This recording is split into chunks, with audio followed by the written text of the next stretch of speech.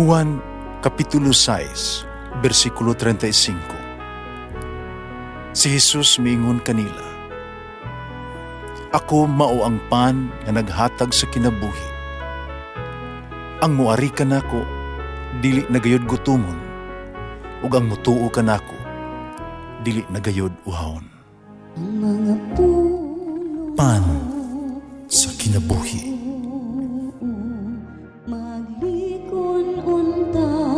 Sa mong pagtuo o gagakakabi sa pagtuman sa imong mahal nga kasuguan. Ang Ginoo manaa kaninyo. Santo sa Ebanghelyo sumala ni San Juan. Tapos sa duha ka adlaw, miadto si Jesus sa Galilea, kay siya miingon man, ang propeta dili tinahod sa iyang kagulingong lungsod. Sa pag-abot niya sa Galilea, gidawat siya sa mga Galileanhon, kay sila niadto man sa Jerusalem sa pangilin sa pagsaylo, nakita sila sa tanan nga iyahang nabuhat didto. Busa, mibalik sa Jesus sa Cana, sa Galilea, diin ang tubig iyang gihimong bino. Ug didto may usa ka opisyal sa gamhanan, kansang anak nga lalaki na sakit dito sa Kapernaum.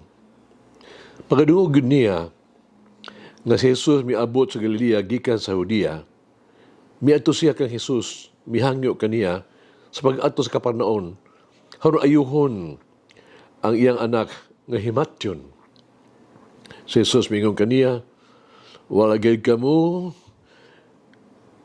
kaninyo mutuo kanako gawas kon makakita kamo og mga milagro." Sir, ang opisyal mitubag kaniya, "Kuyog kanako sa dili pa mamatay ang ako ang anak." Si Jesus mitubag kaniya, "Lakaw na ang imong anak na ayo na." Mituo ang tao, gisulti ni Jesus ug ipauli siya. Samtang nagpaingon siya sa iyang balay, gitagbo siya sa iyang mga sulugoon, gibalitaan nga naayo na ang iyang anak.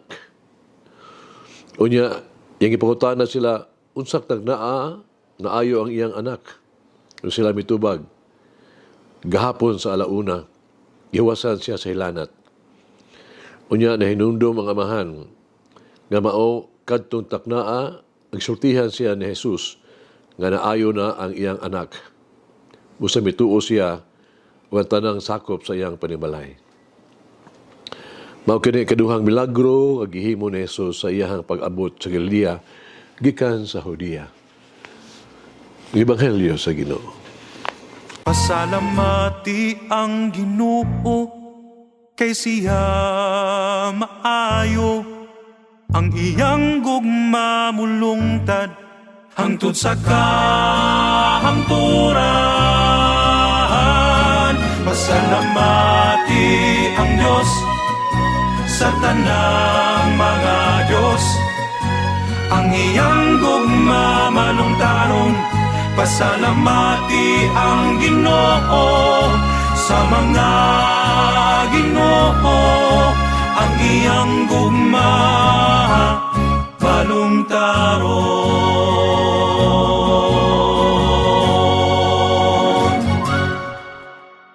Gusto na kong isumpay ang unang ilhanan o kini ikaduha sang ilhanan ni ini sa pagmalandong karon. Ang unang ilhanan mao ang pagkahimo sa tubig ngadto sa bino. Nahitabo ngadto sa Cana. Ang bino mo'y timaan baya sa maayong ani. Ang mga ubas kay kasagaran mga prutas sa lamisa o kung daghan kini kasagaran mahimong bino ug ihalad diya sa lamisa labi na sa panahon sa selebrasyon sama sa kasal. Busa ang tubig nga nahimong bino mao ang paagi sa Ebanghelyo sa pag-ingon nga adunay hinungdan sa pagsaulog dinhi. Di lamang sa kasal, kundi pamanhunon si Jesucristo nga naa na kanato. Karon ay kaduhang ilhanan. Nagsaysay kini kanato sa gugma sa usa ka amahan ngadto sa iyang anak. Lagmit Nasuko gihapon sa Jesus sa pagunahuna sa iyang iyang kaugalingong katawhan nga wala mo dawat kaniya. Kung nakasabot pa unta sila nga ang iyang pag-anhi mao ang pagpakita sa tanan nga ang iyang amahan nahigugma sa iyang anak ug buhaton niya ang tanan bisan pataliwala sa kasuko, batok sa mga tawo nga dili mutuo aron masiguro nga mabuhi ang iyang anak. Kini kaduhang ilhanan mao ang usa ka nagapadayag nga mensahe dinang ebanghelyo mao ang tanan mahitungod sa ang Dios nabanhaw nagbanhaw sa iyang anak gikan sa mga patay aron pagsiguro nga kadtong iyang gihigugma mabanhaw usab gikan sa ilahang mga kamatayon. Ang duha ka milagro sa ingon napakita kanato nga diha kang Kristo kita gidapit sa pagsaulog sa kinabuhi ug uban sa hugot nga pagtuo diha kaniya. Iyang siguruhon nga kitang tanan makaampit sa kinabuhing dayon diha kang Kristo. Di ba si Jesus mismo mong nag-ingon, ako mianhi aron ang tanang makabaton og kinabuhing bugos. Pag-ampo kita. Minahal nga Ginoo, nining panahon sa Kwaresma, tabangi ako sa pag-ila sa akong mga sala. Ibalik akong kasing-kasing nga naha kanimo, diha sa tiunay nga paghinulsol. Hatagi ako sa kusog, aron makaayo, umutubo diha sa imong grasya. Amen.